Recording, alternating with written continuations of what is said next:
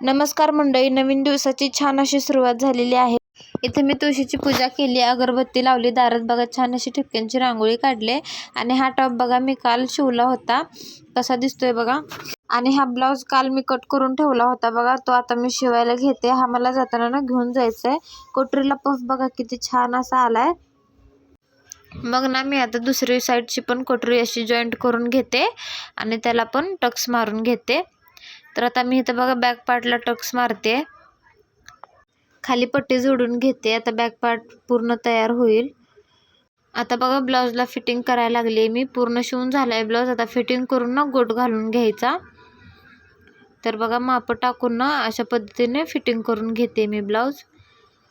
Fitting करून झाल्यानंतर इथे मी क्रॉस पट्ट्या जोडते गोट घालण्यासाठी. तर बघा इथे अशा पद्धतीने ना मी क्रॉस पट्टी जोडून घेतल्यात आणि गोट घालते बघा मी इथं आता. तर बघा किती छान असा गोट आलाय.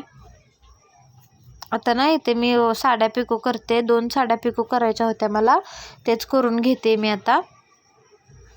तर बघा इथे एक साडी पिको करून झाले. आता दुसरी लगेच करून घेते. फार वेळ लागत नाही, एक साईडनेच पिको आहे. तर बघा इथे दोन्ही साड्या पिको करून झाल्यात आणि लगेच मी घडी पण घालून ठेवते.